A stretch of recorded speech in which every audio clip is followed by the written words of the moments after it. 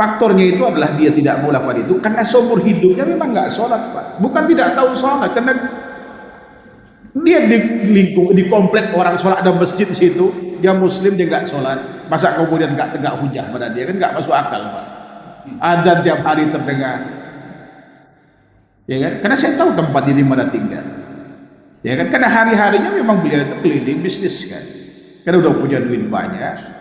Qadarullah, alhamdulillah, istrinya itu berteman dengan wanita-wanita salehah, tahu tentang status hukum orang yang meninggalkan sholat dan konsekuensi terhadap pernikahannya. Akhirnya dia ngomong baik-baik, mana suaminya itu?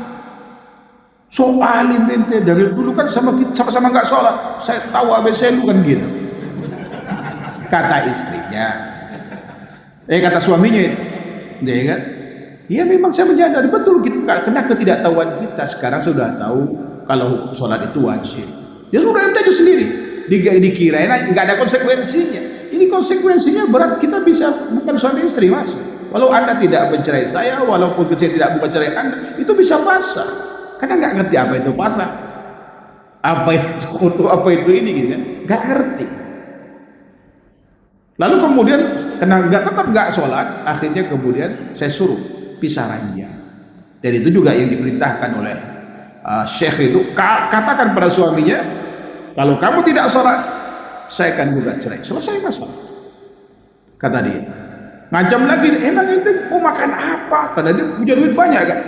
Ente udah 53 tahun, apa kata saya, ya kan? Saya akan hidup sederhana, semampu yang saya bisa, kata istrinya itu. Dikirain itu canda, gertak sambal doang. Akhirnya kemudian nggak mau digauli, pisah ranjang. Ente beneran, ya beneran gitu. Kalau ente gak bertaubat, kasih waktu, dia mau tinggalin pada saat itu. Akhirnya kemudian datang ke saya nasihatin suami, walaupun agak sedikit kesel mungkin dia. Ya karena biasanya kan bertanya itu supaya mendapatkan pembenaran atau keringanan lah kira-kira itu. Kan biasa begitu tuh. Ya kan?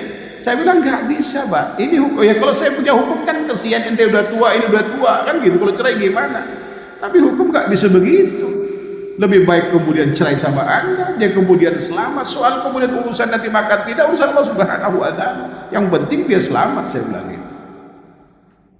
Ya akhirnya dia, ya kemudian dia, alhamdulillah saya dapatkan dari istrinya mengatakan kalau dia udah bertaubat. Alhamdulillah. Tapi ada juga yang galangnya luar biasa suaminya. Kalau orangnya baik banget kata istrinya, tapi kalau urusan salat disinggung, marah dan mukul, Pak. Akhirnya istrinya menangis.